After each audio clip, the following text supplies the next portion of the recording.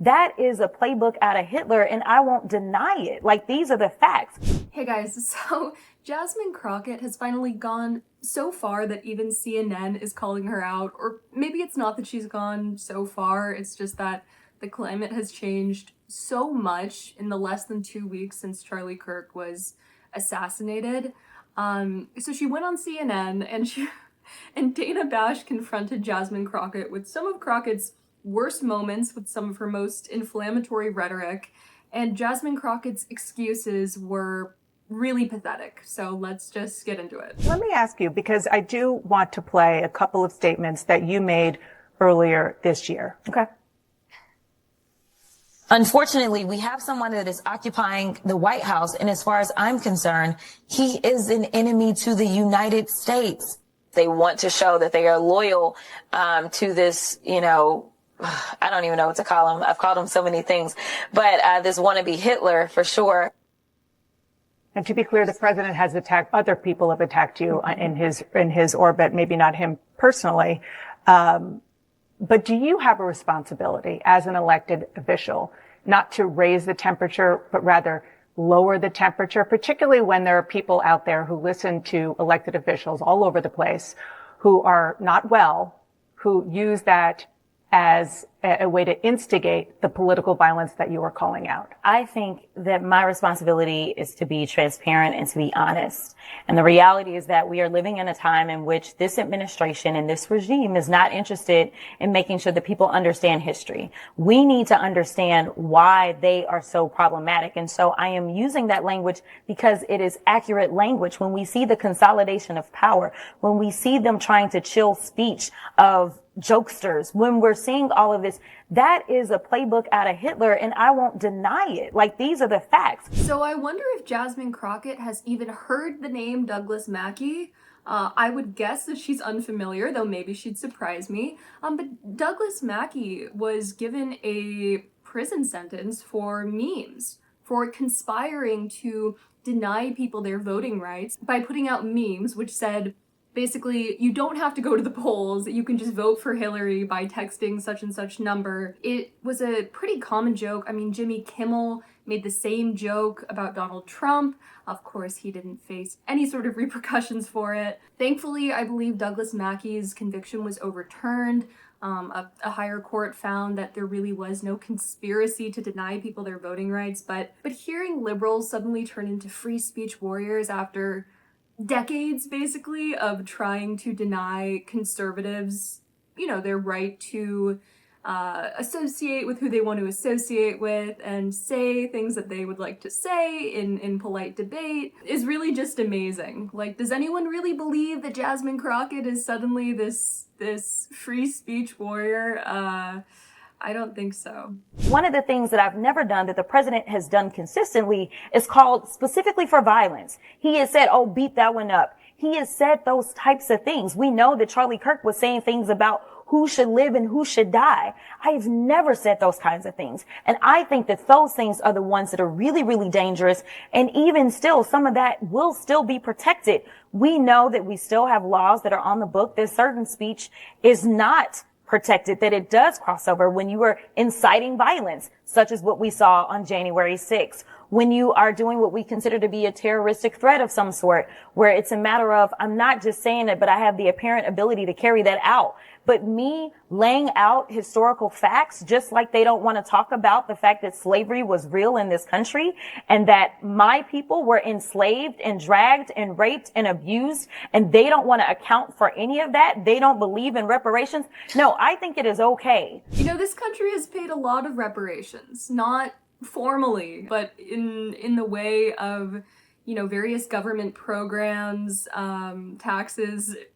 People have paid a tremendous amount of reparations. That's what I'll say about that, Jasmine Crockett. For me to understand history and communicate in a very clear way about why we should feel as if there is a concern. And when we swear an oath, which is what that first clip was, we swear an oath to the Constitution to protect against all enemies, foreign and domestic. And so if there is someone that is evidencing themselves, such as the president, who is going out and says, yes, I will take a $400 million plane from a foreign government, or is engaged in receiving crypto that we cannot track in exchange for, say, giving away chips to Saudi Arabia. No, we absolutely need to understand how these things could cause us harm. Or when he's cozying up to somebody like Vladimir Putin, it's not only a problem for us, but it's a problem for our allies. When you have somebody like Poland that is like, yeah, this is what Russia's up to, and the president is like, oh, that may have just been a mistake. We need to understand what all his business dealings are,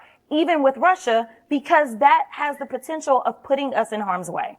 Congresswoman Jasmine Crockett, thank you so much for being here. I think Dana Bash just ended the segment because she had no idea how to respond to that. There was so much there. I don't even know what to say. The way she talks really makes me laugh, though. That is a playbook out of Hitler. Like, not like that is a playbook out of the Third Reich. That is, it just... And the way she personifies Poland, too, when Poland's saying to Russia, I mean, she's obviously scrambling to find something to grasp onto because her comments are extreme. I mean, when you compare someone to Hitler, people watching who believe you, who trust you, I don't know why anyone would, but I guess people do, might be inspired to take some steps to, prevent our future Hitler from coming to power. That just seems obvious. Also, I'd love to know what she's referring to when she says that Charlie Kirk was litigating who should live and who should die.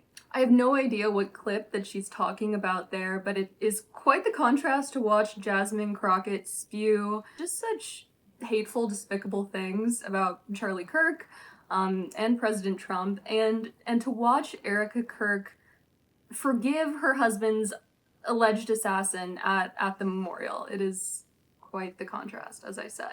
So I want to go to this other clip from the same interview where Dana Bash is asking Jasmine Crockett about this resolution to honor Charlie Kirk. And Jasmine Crockett notes that of all of the people who voted against, this resolution, only 2 of them were white. And she thinks this is a helpful point for some reason. On that note, I do want to turn to something that you heard the senator just say, which is he was talking about a resolution that came before the House this past week honoring Charlie Kirk. And there were 58 Democrats who voted against it. You were one. Yeah. Why? Absolutely. You know what? One of the things I do want to point out that's not been laid out that honestly hurts my heart is when I saw the no votes, there were only 2 Caucasians. For the most part, the only people that voted no were people of color, because the rhetoric that Charlie Kirk continuously put out there was rhetoric that specifically targeted people of color. And so it is unfortunate that even our colleagues could not see how harmful his rhetoric was specifically to us. And I can tell you that a month prior to him passing away, he had actually gotten out on his podcast. I wasn't aware of this at the time, but he got out there and he was talking negatively about me directly. So if there was any way that I was going to honor somebody who decided that they were just going to negatively talk about me and proclaim that I was somehow involved in the great white replacement, yeah, I'm not honoring that kind of stuff, especially as a civil rights attorney and understanding how I got to Congress, knowing that there were people that died, people that were willing to die, that worked to make sure that voices like mine could exist in this place. So to me, just like we wanted to make sure that those Confederate relics were taken down, the idea of a new age relic being propped up was something that I just could not subscribe to. And it is unfortunate that more of my colleagues, even on my side of the aisle, could not see the amount of harm that this man was attempting to inflict upon our communities. I'm actually a little bit stunned. Like, it's just amazing to talk about Charlie Kirk's rhetoric being harmful when he was just gunned down. And then Jasmine Crockett totally punts the question earlier about her rhetoric. Of course, her rhetoric is just, laying out historical facts, just being honest with her constituents. But Charlie Kirk was fomenting racial hatred against her and her colleagues. And what strikes me too about this clip is just the narcissism that, is coming off in waves from this woman. She says, well, this guy was talking about me on his podcast, so there's no way I'm going to say something nice about him. Meanwhile, Erica Kirk is obviously not praising her husband's alleged assassin, but she's saying, you know, I forgive him. He didn't know what he was doing. And she's attempting, you know, to follow Christ in that. So I am really amazed by Crockett and some of the other Democrats' boldness in disparaging a man who died less than 2 weeks ago, a man whose entire career was premised on the idea of open debate and of, you know, treating people who disagree with you with enough respect to talk to them. So I should know not to expect more from Jasmine Crockett at this point, but for some reason, I still do. So that's my mistake. I'll note it for next time. But let me know what you think of Crockett's comments in the comment section below. Give this video a like, hit subscribe, and I will see you in the next one.